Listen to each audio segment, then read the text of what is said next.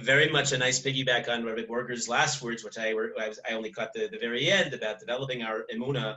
I thought what better than to talk about what the Rambam describes as what somebody, the Yud Gimel Ikari Emuna, the 13 principles of faith. The Rambam there describes, he says, a person has to review these constantly. And he says to be mamik, which means to deepen himself in these. And so we'll do that. And maybe it's a little review, but actually I think it was something that, it was one of my projects this summer to go into it in more depth. And I found a lot that was surprising, and I'll share that with you. As usual, I mean, I look out at a lot of faces that I love, and you know me. By all means, participate, ask questions, heckle as we go, and we'll be informal about this. The place to find this, I mean, you could look in the back of your Siddur, but Rambam never said Ani ma'amin be'emuna shlema. Some anonymous author came later and reformulated what he calls his Yesodos, his 13 Yesodos, into did a fine job. That's why they became they became canonized in our Siddur, but they're not official, those exact words. And really the place to find this, if you want to take it out, by all means, you could fact check me. It's his Perush Mishnayos, which means he wrote it early in his life, and he wrote it, it's in the introduction to a Masechta that in Yeshiva and Derech, we're learning it this year in Sanhedrin, Perek Chelik. And it's his introduction to Perek Chelik, and it starts, be prepared, there is a whole early introductory section that doesn't feel entirely on topic. It's fascinating and worthy of analysis in itself, but I'm going to skip it in our limited time. He talks about different wrong approaches to learning in general, learning Agadata in particular. And then he goes into what he calls the 13 principles. 13 Yesodos is his lashon. Yesod we know as the foundation, and it's I'll hit this on the nail right away, which is that this is very controversial. Minale, where did he come up with 13 principles from? It's not in the Torah and it's nowhere in Chazal. So what is legitimacy of these 13? And it's not a small question. When the Rambam, you'll see somebody who rejects these 13 principles is in big trouble. So then, so look in, if you want some sources, I can send them to you, but look in the writings of the Rabbi, the Abarbanel, very famously Rav Yosef Albo, who take him on. Rav Yosef Albo, in his famous Sefer Ikarim, responds, and he actually rejects the number 13, and he breaks it down into 3 discrete, elegant principles. Briefly, Rav Albo's equivalent, he says, and these are inclusive of many of those in the list of the Rambam, Rav Albo's 3 are the Mitzius of Hashem, is a foundation, fundamental belief that the Hashem exists and is real. The second is Torah min hashamayim, that the Torah comes from Hashem, comes from the heavens. And the third is the Hashgacha l'schar va'onish, that Hashem is involved in an active way in the world. There's reward and punishment. That's how he boils it down. But even there, questions on the Sefer Ikarim, where do you come up with 3? These are not in our classic literature. There's a later development, and it's helpful, and it was clearly responding to historical need. Like Rambam would do, and not just the Rambam, of Sadigon would do, in perceiving the Jewish people who needed clarity in their theological credo. What did the Jews stand for? When the Christian world and the Muslim world in which we lived was all about credo, the Jews needed something a little more hands-on, a little more concrete, that we could respond, well, this is what we stand for. These are our beliefs. And so we spelled them out. Let's do this. Let's briefly, I'm going to rampage through them. I'm not going to do them inside. If we had an hour and a half, perhaps. But now I'm just going to quickly summarize my own version, not ani mamin, but in my own words. What are these 13 beliefs? And then we'll talk about the Rambam's scathing conclusion. And then we'll talk about some of the discussion later in the post-scheme. And I know I promised in the introduction, what if a person doesn't hold by one or more of them? What is his place? The Rambam has his opinion. Others don't always agree with the Rambam. So quickly, and hold on to your hat because we're going to fly. But Yesod number 1 is to know the existence of the Creator. The Creator is perfect. He's the cause of all existence. Nothing would exist without him. He doesn't need us. All other beings, angels, celestial bodies, all of that, everything that's below, all need him for existence, not the other way around. He says this is embodied in the first of the Dibros, Ani Hashem. Yesod number 2, and I'm going fast, but I realize that's going to preclude discussion or questions. You'll please chime in. I'm also reading from my notes, so I don't always see you. So if you want to participate, by all means, you could start speaking, and I'll gather that you're participating. I'm seeing all the faces first. Here. I wish I could connect with you personally. Yeah, go ahead. You'll need to unmute yourself first if you want to hop in. Hi, Michael. We finally are on. Yeah, online I know. Together. I was about to to ask. Took a while. Yeah. Okay. I was going to ask, how do we? Should we? I don't want to cut you off. I don't feel comfortable. Oh, no, that's fine. It's fine. We'll be Hamish about this. What did you want to ask? Okay. Okay. Sure. Sorry. No, go. What were you going to ask? Oh, how much debate is permitted? Like, is this more? Well, I think if we spend too much time, you'll hijack the class. I'll never get to the punchline. Okay, perfect. That's what I was wondering. I half hour, and I said it. So maybe just like points here and there, and then you know how to contact me. You want to take me on? That's my greatest dream. Right. So then we'll have to do that extracurricular. Sure. Okay. Please. Thank you. Principle number 2 is Yichud Hashem. By the way, anybody taking notes notices that many of the what we call the Sheish mitzvahs tmidios that are spelled out in the Chinuch, the 6 constant mitzvahs that the Bir Halacha very famously brings right at the beginning of the Shulchan Aruch, right in the beginning of the Mishnah Berurah. These are here. So you have Ani Hashem, you have Yichud Hashem, which is the distinctness, the oneness. And Rambam describes very poetically, really, how it's not like anything that we think of when we think of one. He says it's nothing comparable to anything we know, right? Men, think of a male being, right? So we have many divisible parts, and those parts have parts, and they endlessly divide. Well, Hashem is one in a way that is not comparable to anything. Ein od milvado. He is sui generis, as they say in Latin, and of course, this is embodied with part of our kavanah when we say Shema every morning and evening. The third yesod is the denial of physicality in connection with Hashem, something that's very, very hard in the world we're living in, very hard for us as corporeal beings to not attribute some kind of human, finite attribute to a Kadosh Baruch Hu. That's not accurate. That's a problem. And all of that, even when the Torah does that, the Rambam says, Dibra Torah Kolosham B'nei Adam, the Torah is simply conveying it in terms that people can relate to, but it's not literal. And yeah, go ahead. Just to give you a sense of where I'm coming from, I'm a psychologist by training, so like this is kind of like that's sort of my background, and I'm thinking about I'm sorry, I didn't think this question through enough. Sorry, I'm sorry to interrupt. Fine. This again, we'll keep in touch afterwards. I'd love to hear. Yeah. Sorry. Principle number 4, the antiquity of Hashem. That Hashem really was not in time, as Rambam will elaborate on this idea in the Moreh Nevuchim and the Guide to the Perplexed, but that he is before everything and he exists after everything. As in Parshas Azun, we see actually in the end of the Torah, in Zos HaBracha, it says Ma'ona Elokei Kedem. He's primordial. He's before and after everything. Huayahu Avevu Yeh. We say in Don Olam, also whose authorship is a little unclear. Yesod number 5. Only Hashem is worthy of being served and glorified to make his name known and great, and it's only to Hashem that we do commandments. We don't follow or serve anything else. This, of course, is embodied in the second of the Dibros Lo Yiheh, not to worship any other being, form, not to attribute any cause to anything other than Hashem. Number 6 and 7 actually are very overlapping, and there's some discussion in the post-game about them. Is it necessary to have 2? In Yesod number 6, he talks about Nevuah, a Navi, and who qualifies as a Navi, somebody with exemplary Midos and Chochmah, and that Hashem's Seichel rests with him. And then in 7, of course, he describes the most superlative of the Nevi'im, that's Moshe Rabbeinu.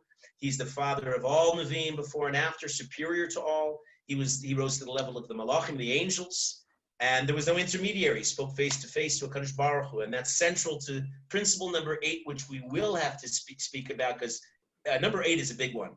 And if you want to focus on any of them, number 8 is arguably contains many of them.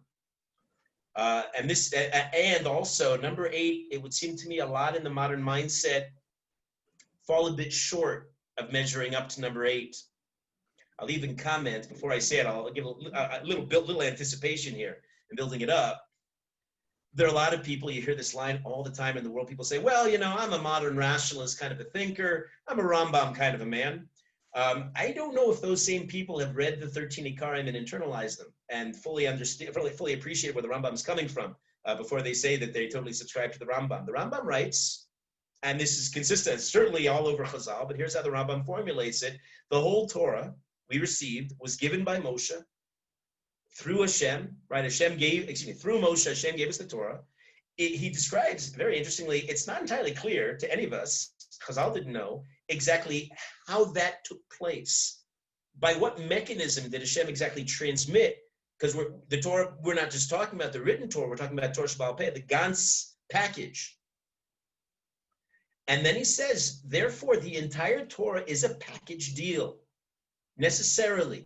And there's no difference between Psukim. The sons of Ham were Cush and Mitzrayim, and his wife was Mahatabel, and Timnah was his concubine, and those Psukim which could, to the untrained eye, appear to be tertiary, less than a priority, and other Psukim like Ani Hashem and Shema Yisrael, they're all from Hashem. They're all important. And he adds anybody who says that one detail is not from Hashem, who says, for example, and you hear these ideas, that any of these details come from Moshe Rabbeinu. He says the person's a kofer be'ikar. That means he's a denier. And worse than all other kinds of people. He says the whole package is a deal. And then he brings psukim to support this assertion. That's Yesod number 8. We'll come back to it. In Yesod number 9, he talks about the completeness of the Torah. You can't add, you can't take away. It's perfect Goldilocks, just right. The Torah is everything you need. Yesod number 10, Hashem knows man's actions and doesn't remove his eye from them. That's Hashgacha Pratis, divine providence. And his knowledge is complete, and there's nothing comparable to it. Number 11, Hashem gives reward to one who keeps mitzvahs, and he punishes people who transgress. And it's gonna manifest in Olam Haba primarily. Number 12 is arguably the most famous of the Yesodos, translated as Ani Ma'amin Be'emunah Shlema B'vias HaMashiach, V'afal Pi She'yisma Mea, which he's channeling the pasuk in Chavakuk. Even if he delays, we shouldn't calculate. We should wait patiently. He'll be greater than all the kings. He'll be from the house of David. And we believe that this is coming. And then as a corollary, number 13, he doesn't elaborate. He concludes that there's the resurrection of the dead. Those are the 13 principles. So far, so good. Should I check in with anybody? We need a question. I mean, that's familiar, I assume. You realize, I don't know, some of you have this minhag. There are Jews who every morning review these. I wonder if it's mechazik their emunah. I mean, you have to be paying attention and reading the fine print too, because sometimes, tragically, like so many of our tefillas that become rote, it's just something you just say without considering their import and all their implications. And that's what the Rambam says. Keep in mind his introduction. He said, these are ideas to be pondered, to be stewed over, to be revisited, because, we're all works in progress. At every phase in our lives, we amass whatever our learning is, whatever our emunah is. Hopefully, it's constantly growing. We ourselves, hopefully, are becoming more sophisticated as we go down the pike. So our emunah has to reflect that too. So these are topics that require constant reevaluation. The Rambam concludes on a very stark note. Yes, please. Yeah, to get clarity in terms of your direction of the share, are you going to be going into each one of these more specifically, or if I have a question, No, I'm not. Okay. No, I'm not. But if you wanted to probe, go ahead. Okay. Just in terms of, I think it was number 8 about how, I guess the Torah's completeness, and also that nothing can be added, and then I guess number 9 also that nothing can be added.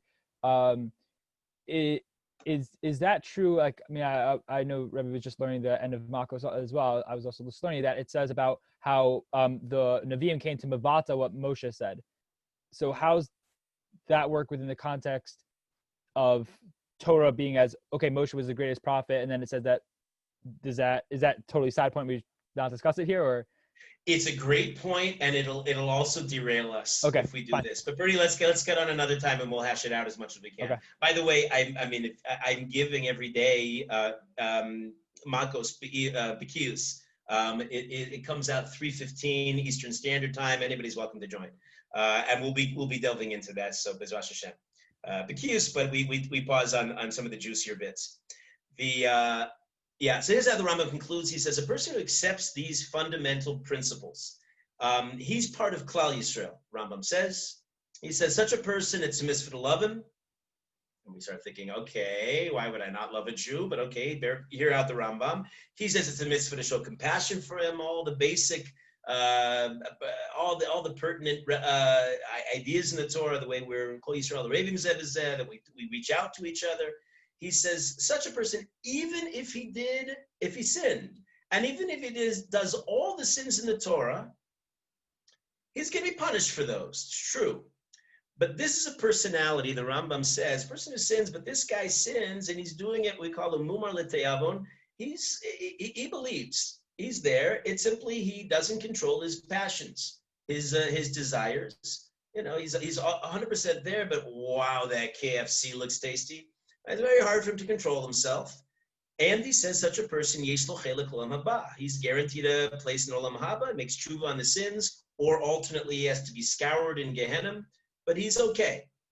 But if a person rejects one of these yisodos, Rambam says he leaves Klal Yisrael. He calls him a kofar be'ikar. That means he's a denier, a heretic. He says such a person, it's a mitzvah to hate him. And there's a lot of discussion in the poskim. This is another juicy topic that needs some discussion. What does that mean? Are there limits to the hate? According to many poskim, the hate is litoelis. It's something that we do to bring him back, arguably, or to differentiate if he's destructive. It's not necessarily the same kind of hate that the average mortal experiences. Rambam says it's a mitzvah to destroy him, but even that needs to be qualified. We don't kill him. We don't steal from him. But he's somebody who's considered an enemy. And he says, Ein lo chelek olam haba. Rabbi Bleiweiss. Rambam says these things need to be reviewed many times, and we have to know them well, not just memorize them. We have to understand them. It's this ending that I wanted to take at least the last 10 minutes that we have and consider them. And there's been a lot of literature on this subject. Rabbi Bleiweiss, a quick question for you. Yeah, please, Rabbi Lach. This is someone who actively disaffirms one of the Yud Gimel Ikari Emunah, or even somebody who has not considered. Is it an act of disaffirmation, ani lo ma'amin bazeh, or, lo chashavti al zeh? It's ironic. We studied this in the summer, and there's some ambiguity in the Rambam's language. It's really not 100% clear. I would say, though, even though there's ambiguity, I think it's pretty clear that Rambam's talking about somebody who's saying it definitively. Mm-hmm. Today, you're describing, and it's really relevant to where I'd like to end up, is what do we do with the hapless tinuk shenishba? What do we do with the appallingly ignorant Jews, who may include a lot of us too, frankly? I mean, what we know today, even people who are relative Talmidei Chachamim in the scheme of what's going on today, but compare our generation to virtually any pre-modern generation, we really don't match up. People knew. People were holding, and they had definitive ideas, and I think the Rambam was referring to those types who knew and rejected. But again, you can look at the Rambam himself. It's not entirely clear who's included in that. And I mean, I have a chavrusa with the big Talmid Chacham. Don't know why he puts up with me, but we're learning a wonderful book called Bina B'das that goes into the status of the Tinuk Shenishba and very much takes up this topic in much greater depth. And again, now my clock is ticking. Welcome to people who are joining, and welcome to everybody. I wish I could schmooze with each of you individually, and maybe we'll have a chance before the Yamim Noraim. I'd love to. A couple comments on this. How literally, how do we need to take the Rambam at his word? Is everybody basically beyond the pale? Keep in mind that one of the central kashas on the Rambam is, here's the kasha. The Ramban writes about this. How does the Rambam keep it to 13 principles when, in fact, Chazal say this, all of the Torah is essential? Where'd you get 13 from? I mean, we know famously, there's a halacha that if a prospective convert comes and says he's really there, he's all set, tariyab mitzvahs. It's just that Shatnez didn't really make much sense to him, but everything else is 100% there. He's immediately disqualified. It's a package deal. So an answer that you can say, and many of the poskim answer within the Rambam's own words, is, if you're following, Yesod number 8, again, that really all of the Torah was given through Moshe by Hashem, and it is all really part of a piece. And as such, that's really covered. And so the Rambam really covers that, and he's emphasizing, in the other Yesodos, he's really emphasizing those aspects of our Emunah that need strengthening. Now, Kol Yisrael yesh lam chelek olam haba. Right, we say this when we're learning Pirkei Avos. All the Jews have a portion in the portion in Olam Haba, world to come. Apparently, based on the Rambam, this would then only apply to people who accept the 13 principles. So, what do you do with? And this is really a variation of Rabbi Lutch's question. What do you do with the category of a person that we call the kofer la'onso? Somebody who just doesn't know. He hasn't, either your variation where he hasn't given it all that much thought. Alternately, he's been exposed to all kinds of variant philosophies and ideas, and he's confused.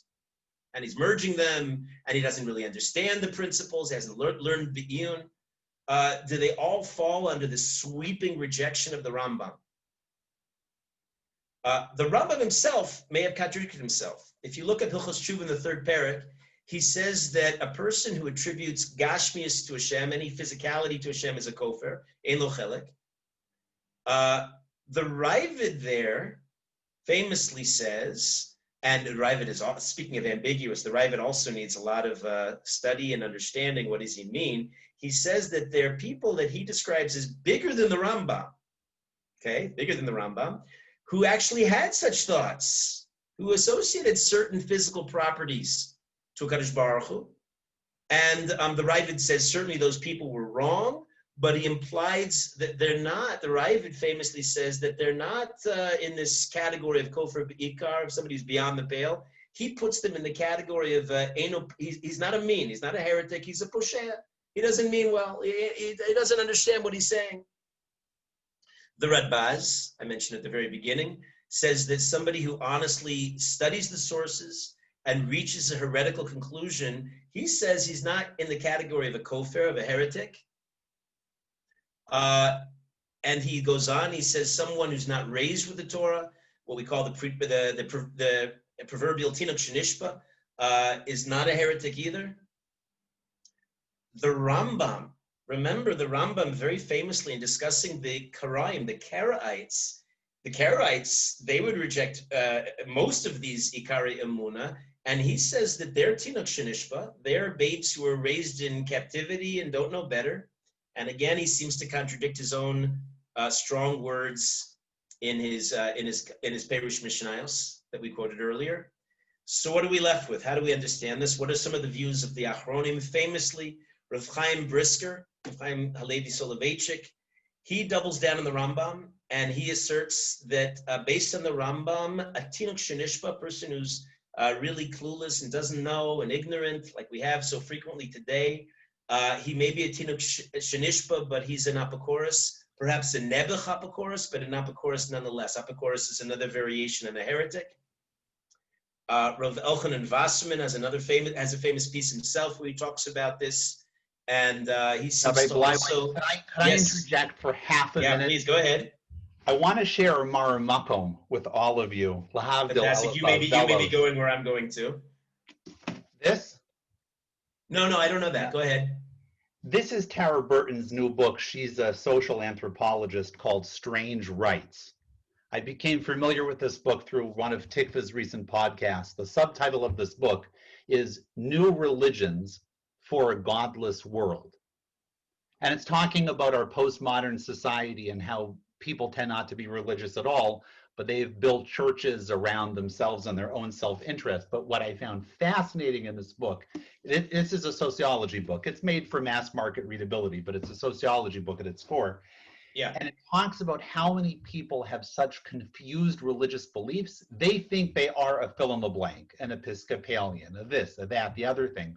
But when you drill down, they have 10% pagan belief, 5% Jewish belief, this, and they've just never systematically clarified a consistent belief pattern. So when you talk about, and this is what prompted me to go upstairs to pull it, that, we may think we believe in certain things, but we don't even know that Deo Shonos have crept in and corrupt and pollute, and things we've taken as given as being highly compatible, if not definitional to Yahadus, may be totally wrong. And that's why we need to be nisbonen el zeh, because it's very difficult to keep your headspace kosher v'yasher.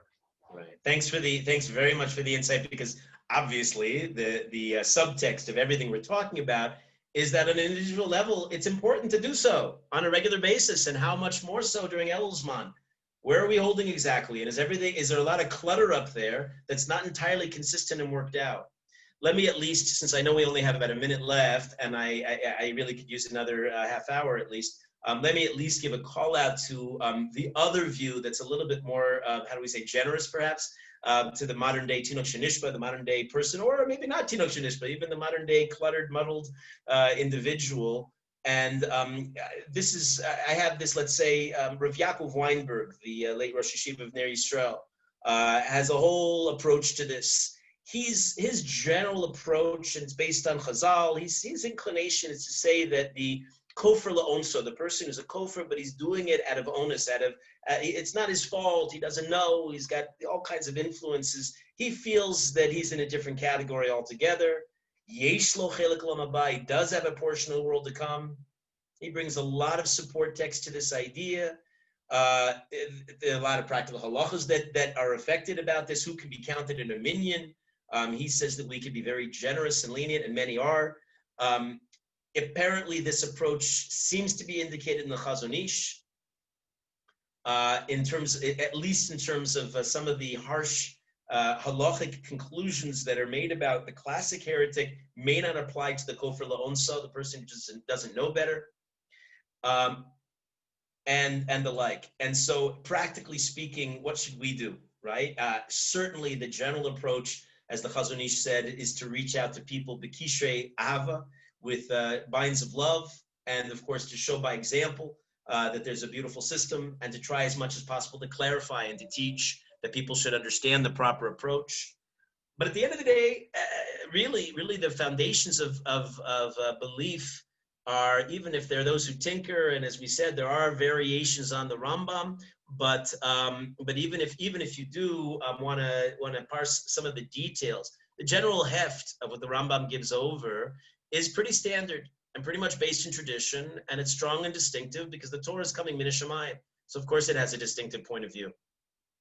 If anybody, I left no time for questions and answers. I assume we have to end right now. Do we have any leeway? No, we please. I mean, I don't want to be disrespectful of your time, but no, we can keep the room open, no problem. Yeah, great. No, I'm giving a shir on Malachim at in an hour and 15 minutes, but I can do a few minutes if anybody wants to ask a question, and just be conscious of our limitations in time. I know I tackle a big topic, but let's hear. What do you have? Rabbi, guys, question? Yeah, great. When it comes to, I guess, these 13 Ikarim, can you have, I guess this also goes into a little bit like the Rambam's philosophy about Amunah in general, but can you have like an Amunah Pshuta where you didn't like delve into it, but you these are the 13 principles, I know these are the right thing because Rambam or Chazal seems to point to them. So I say, I know the right thing. Maybe I haven't delved into them and know what they really are, but is there such thing as Amunah Pshuta, or do you really have to know that you have them? That you like that they're part of you? I think when you describe Emunah Pshuta, I think that characterizes a good swath of Jewish people through the ages who absolutely accepted, and even if it didn't always work out, but it was a basic tenet of their lives, that they went with this. And when the Rambam describes going into it in depth, don't think he meant a sociology seminar, Sociology 101, where we not only analyze, but we deconstruct. You realize that mode of thinking is uniquely modern, where everything is subject to the scholar's analysis, and we reject that which doesn't make sense. That's a modern idea. In the pre-modern world, rigorous analysis didn't necessarily mean that I put myself above the text and it's got to sort of answer to me. I'm the jury, I'm the moral arbiter, and the text has to impress me. If I don't like it, I reject it. You realize that that's uniquely the Gaividic mode of modern man, but the Rambam didn't presume that most people were like that. He assumed that most people would have the basic humility to recognize the grandeur of the Torah, the grandeur of the universe we're looking in, and look from a lower status and look up, like you described with Emunah Pshuta, and recognize these truths. So just kind of saying, okay, I'm in, and doing like, okay, I'm in, and doing the best that you can to live your life based off those 13 principles. Then that is what the Rambam is looking for, so to speak. Certainly, that would be one variation. Rambam says these things have to be accepted. A person goes through a lot in life, complications creep in, so review them, clarify them. Okay. Thanks, Elior. Good to see you. I have a question. Yeah, great. Yeah. Hi, Asher. Is that Asher there? Asher Burrows. Who's speaking? Ari Lakritz. Ari Lakritz. Hi, Ari. Ari Lakritz. Nice to see you again. We last time I saw you, we were also in a box. Yeah. Public place for now. Anyway, yeah. I mean, this book came out a few years ago. It's just now people are talking about it again because someone reviewed it recently. It was like by this professor who he made the case. He tried to say that the Rambam was being mechadish a lot of these, that over the years there have been many different opinions about each one of these like little ikarim. Like for example, he says like even one like that Hashem Echad, like that's it. Like that's, you look at the Kabbalah and it seems to say that there's Hashem Echad, but there's like different like facets to Hashem, like there's like Tifer, there's the Spheros and there's whatever it is. So I'm wondering if you're like, are you familiar with this book? This book that came out a little while ago? And, like, what's the name of the book? Does he have what to stand on the limits of Orthodox theology? Mark Shapiro? Yeah, Mark Shapiro. Yeah. I haven't read it. I can't address it from a really, it's not fair for me to address it, not knowing it. I saw briefly, I looked at what it looked like. I have immediate skepticism, but that doesn't mean that he's not coming from some legitimate point of view. Something about, if you tackle such a book, you know what you need? You need some really good haskamas, some big rabbis backing you. I didn't look. Does he have any? No. Yeah, I wouldn't imagine. And I have, then you kind of fed into my doubts then. And perhaps that's why I haven't read it. I'm sorry. Look, we're living in times something? where everything goes, right? Michael, I see your note. Let's set a time. Yeah. Let's set a time. Let's do this by email though. Sure. Absolutely. Okay, I'd love to. Let's do it. This is the worst possible time. We're just starting. No. I want to address the point. How crazy it is right now, but no. I want to address the Mark Shapiro point. Oh, great. Please. Did you read it? So I actually read the book. Oh, me too. I don't know. Let's put it this way. It was a while ago. I was in YU. I think it was my first year. So I don't remember much, but it's hard. I'm a nobody. I don't know. I read the book, but like in terms of haskamas and in terms of the argument, in terms of the actual like structure of his argument and whether or not the assumptions that he makes are mutter, like I have no idea. It was interesting. It was interesting. From an academic perspective, like in terms of the structure of the argument as an academic work, it's excellent. But as an academic work, not as Torah or anything like that. Yeah. Cool. Yeah, we can schmooze about that sometime. Yeah. I read it this summer. Anyway. Oh, so one other like short. Ari, you just froze. Or did I freeze? Ari, you just froze. I didn't hear. What did you just say? Oh, can you hear me now? Now I do. Fine. Yeah. Okay. Yeah, it says. Anyway. Yeah. And just like another question. Like, do we hold of like that? If the Rambam had known of the Zohar, and he had known of the Chidushim of the Baal Shem and things like that, that he would have made that part of the Yud Gimel Ikarim, that the knowledge gained from like that belief, like that Reb Shimon Bar Yochai wrote the Zohar, et cetera, that's part of the Yud Gimel Ikarim. Because I know there are opinions out there like that. I don't know how you can have such an opinion. It's all speculative. Famously and centrally, you have people positing the world, the Maimonideans and the Mekubalim, right? As if they represent two different world structures. It's anybody's guess. You know that his descendants were Mekubalim, and Rav David was a famous Mekubal. It's entirely plausible that he had all of that, and he simply didn't emphasize it, which is already a statement, but you don't know. So what's the point? It's all guesswork, and I don't know how we benefit from that. Yeah. He didn't. Right. I mean, 100 years later, I mean, they piggybacked, but they didn't know each other. They overlapped 8 years, but the Ramban will be one of the great Mekubalim of his generation. Al pi emes, as he writes in his throughout his Perush in the Chumash, right? So clearly, these ideas were they were conversant with these ideas in these days. The Ramban knew, and we know that they were the long traditions of the Mekubalim. And the Rambam was in the world, no question, that he must have been exposed, but how much and what, he doesn't say.